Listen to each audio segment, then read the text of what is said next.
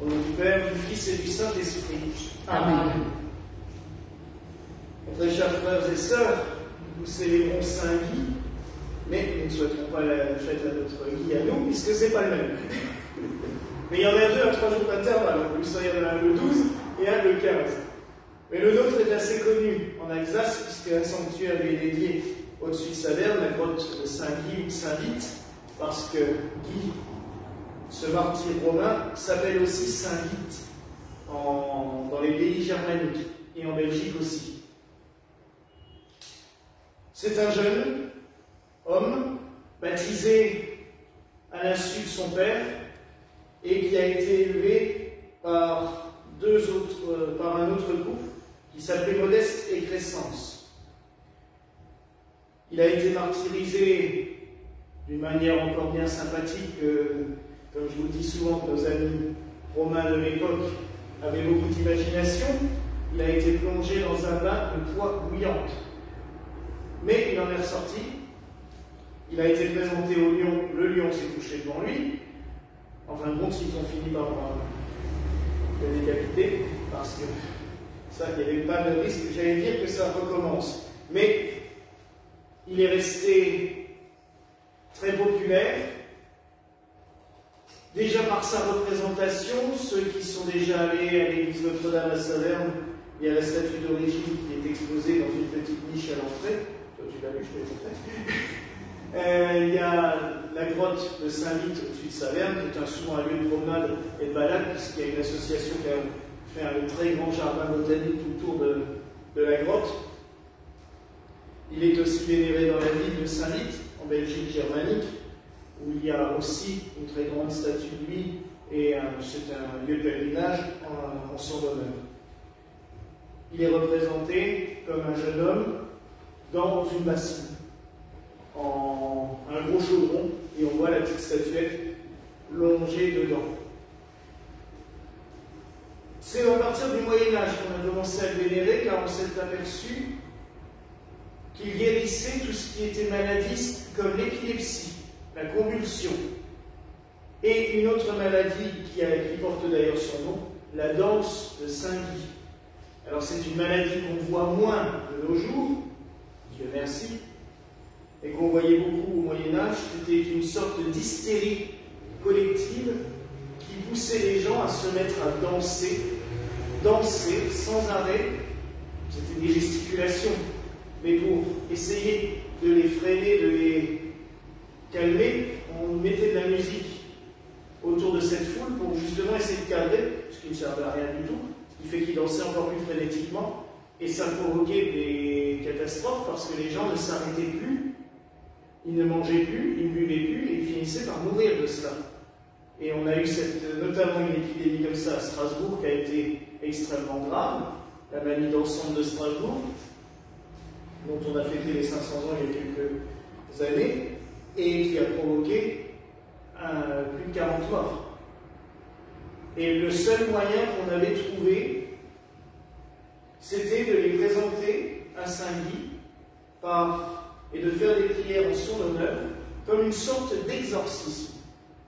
Et la peste d'ensemble, parce qu'on en est venu à appeler ça la peste d'ensemble, parce que ça contaminait toute l'Europe, à un moment donné, il y avait des cas dans toutes les villes de l'Europe, s'arrêtait immédiatement après les prières à Saint-Guy, dans un sanctuaire qui lui était dédié, soit en faisant toucher la statue, soit en faisant toucher une relique. Ce qui fait qu'on a donné son nom à cette danse, et Saint-Guy est devenu populaire à partir de ce moment-là. Un empereur a d'ailleurs emmené sa tête, parce que le corps était à Rome, mais il a été disséminé un petit peu partout dans le monde, et sa tête est à Prague. Et à Prague, il y a la cathédrale de la ville, et d'ailleurs dédiée à Saint-Guy, c'est la cathédrale Saint-Guy, qui est un des plus beaux joyaux d'Europe. Saint-Guy est prié aussi pour les exorcismes, parce que de tout temps, on a attribué les maladies comme les convulsions, l'épilepsie, la peste de Saint-Guy ou danse de Saint-Guy, au diable. Il est vrai que les effets sont à peu près les mêmes que sur une personne possédée. Il n'y a pas grande différence entre l'un et l'autre. Donc, on a prié Saint Guy pour la délivrance, pour les exorcismes, et c'est vrai qu'il est d'une efficacité assez redoutable dans ce domaine-là aussi. Saint Guy fait partie de ce qu'on appelle les 14 saints auxiliateurs. Les 14 saints auxiliateurs sont ces saints très vénérés en pays germanique et en Alsace, forcément, puisqu'il y a quand même quelques racines de l'autre côté du Rhin, dans ces chapelles qu'on appelle encore maintenant chapelles des saints auxiliaires ou des 14 saints auxiliaires. Et c'était, j'allais dire, une espèce de conglomérat de saints que l'Église avait formé, où il y avait à peu près tous les cas de maladies et de problèmes qu'on pouvait avoir dans la vie. Et donc, on priait les 14 saints, comme ça on était sûr d'être guéri, et on avait un peu cette pharmacopée. J'ai ça, je demande Saint Marguerite, j'ai ça, je demande Saint Guy, et puis voilà. Mais c'est vrai que c'était de la dévotion populaire, mais qui a marqué les esprits, et il y a encore de nombreuses églises ou sanctuaires dédiés aux 14 saints auxiliaires, notamment une chapelle à l'entrée du sanctuaire de Neunkirch, où la première chapelle est dédiée aux saints auxiliaires. Chasser les démons. On demande cela à Saint Guy. L'Évangile du jour, d'ailleurs, nous parle de cela. Il s'approche de Jésus, les 72 disciples qui ont été nommés par lui. Ils s'approchent de Jésus et ils se réjouissent. Seigneur, les démons nous sont soumis. Ah, c'est bien, c'est chouette, j'allais dire. Il y a de quoi se réjouir. Mais comme le dit le Seigneur, il faut surtout se réjouir du fait que nos noms sont inscrits dans les cieux. Car oui, mes frères et sœurs, c'est peut-être un pouvoir qu'il a donné à ses disciples, et qui est très dur à porter, qui est très dur à vivre. Et ce qui peut être rassurant pour ceux qui le pratiquent, c'est justement de savoir qu'on est relié en permanence au divin. Je dirais même qu'il faut absolument être relié au divin. Et on en revient à ce que je disais dans la prédication, c'est samedi, où je parlais de ce prêtre qui, à un moment donné, oubliait carrément de célébrer la messe tellement il faisait l'exorcisme. Et qu'à la fin, il s'est retrouvé complètement fou lui-même et être obligé d'être enfermé dans un hôpital psychiatrique. Oui, le Seigneur nous donne des grâces. Oui, le Seigneur a donné mission à ses disciples de chasser les démons, de soumettre les démons, les maladies. Mais il veut absolument que nous soyons sans cesse rattachés à lui. Il ne faut jamais se couper de la source.